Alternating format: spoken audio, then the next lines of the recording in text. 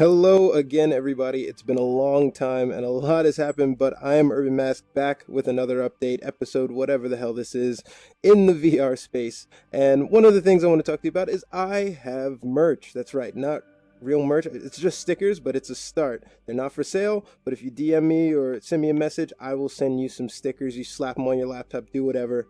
That's in my space, but we're not here to talk about merch. I'm not here to sell you merch. I'm here to talk about VR. And in the last almost 2 weeks since we spoke, a lot has happened. Namely, one of the Oculus co-founders has left Facebook. Now, he leaves Facebook, Brandon Uribe leaves Facebook because he's citing the Oculus Rift 2 being canceled. There's some conflicting reports. Facebook is saying it's not canceled, but he's saying he doesn't want to race to the bottom in hardware. He doesn't want to placate to the least common denominator in terms of quality or purchase price. And I tend to believe him. I think that, Facebook has a financial bottom line and they're willing to sacrifice on some components where he's probably a purist and he wants, if you can't afford the hardware and the vision that he has, fine, then don't buy VR. VR is not for you. I can see both ends of it, but I tend to lean towards Mr. Uribe's idea of, let's shoot for the stars in VR and, pull people up as we go, not, kind of degrade the quality. And with the launch of the Quest, I tend to believe him that, the Quest and the Go are more in line with Facebook's vision as opposed to his. Now, there's CNET and some other places are citing, managerial differences. Facebook, Zuckerberg is kind of hard to work with and all these other things. But I believe him at face value. Rift 2, as he knows it, is more than likely canceled. But that's okay, because Samsung Odyssey and PiMax 8K. PiMax is coming out with a headset finally, set at $900. It's slated for quote-unquote 8K, but really what that means, it's a 4K left eye, 4K right eye. This was a Kickstarter project, and most games can go up to 2K in VR, but there are really no 8K experiences in VR. So at $900, it's still a better option than the Magic Leap, which my thoughts on. But it's kind of a Kickstarter project. Not to disparage Kickstarters. Oculus, what I'm wearing right now, started as a Kickstarter project. So who knows what it can become. For right now, I'm gonna stick with my Oculus and hope that the Rift 2 is not canceled. I'm probably not going to purchase a Quest, but one thing I will look into is the Samsung Odyssey. That also was announced this week with some more features. One of the features that I'm really interested in is the AKG headphones that they have. VR is a cool space, a lot of people doing a lot of the same things, but one of the places where the growth really can occur is in the audio spatial awareness. If you're using a Vive, then you can plug in your own headphones, which kind of makes it bulky, a little bit confusing and tangled up. The Oculus headphones aren't really that robust. So partnering with AKG to make a Dolby experience inside the ears really lends itself to that immersive quality that I'm looking forward to. And they're not trying to, push the limits. They want to do things really well. 2K per eye, 110-degree field of view is what they're talking about at $500. Like, you can't go wrong with that. Now, you need a machine much like the Oculus Rift and the Vive, but the inputs are all the same. HDMI and USB directly into the headset. And I have consumer confidence in Samsung versus a Kickstarter-backed project. Maybe when PiMax becomes a little bit more matured as a product, I'll look into it, but right now I'm probably going to lean to Rift 2 or Samsung Odyssey just as a test. If VR doesn't take off this holiday season, I don't know what's going to make it pop. There's a lot of things happening in the VR world, and with the Samsung Odyssey, one of the other cool features with it is the mixed reality headset it has on. So they have their two handsets that have a flashlight feature and two eyes on the headset.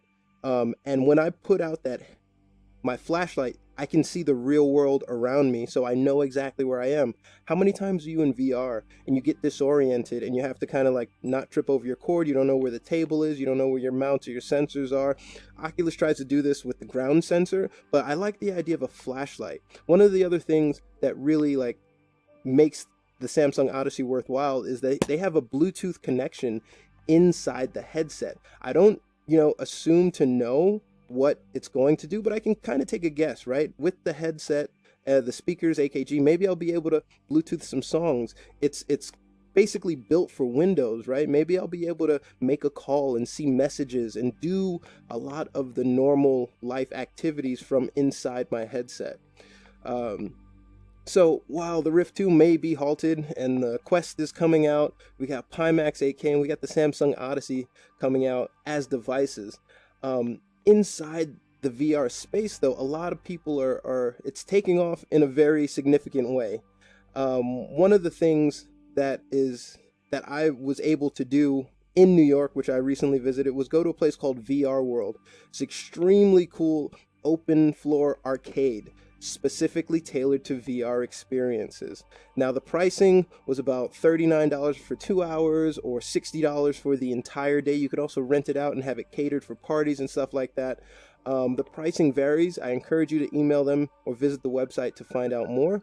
But if the place is empty and there's nobody on the sticks on any of the VR controls, the $60 is completely worth it, especially if you don't have a rig at home.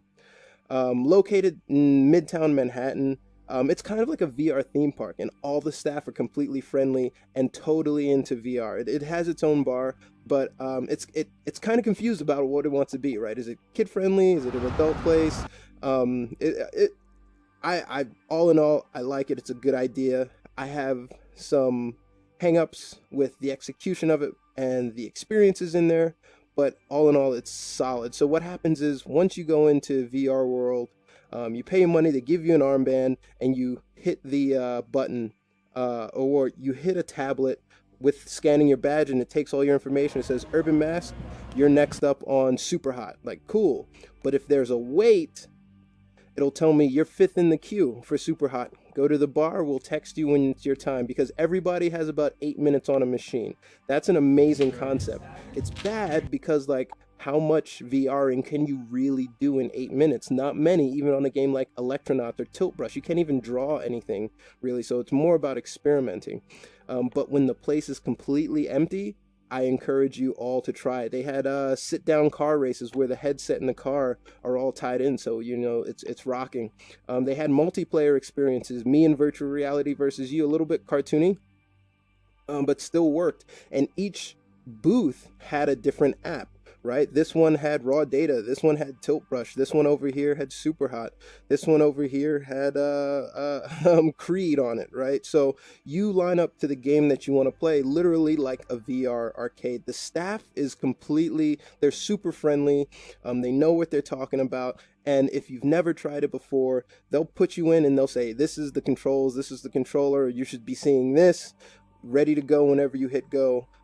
And if you go in there and you let them know you're a VR, veteran, then they'll say, hey man, have at it, Hoss. But VRWorld is a great idea that needs to be expanded on. But I was super shocked when I walked up, just randomly walking by that street, and saw that pop-up space and said, I have to go in here. I have to check it out.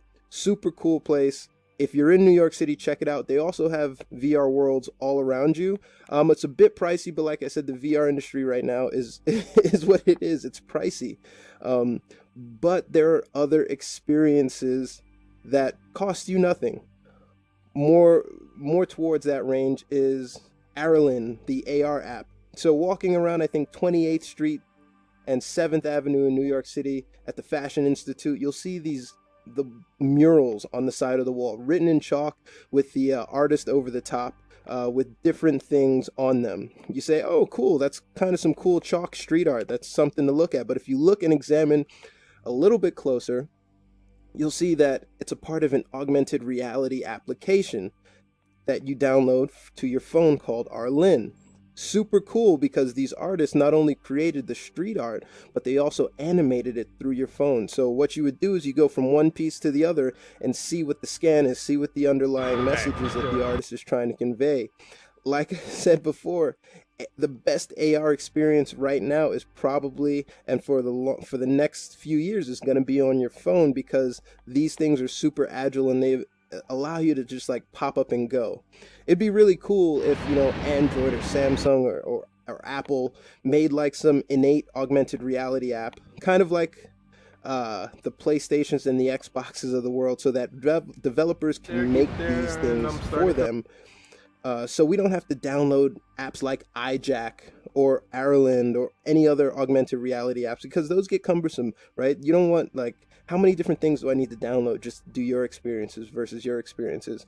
Long story short, VR in New York and AR in New York. It's really exciting to see that these things were just casually strewn about.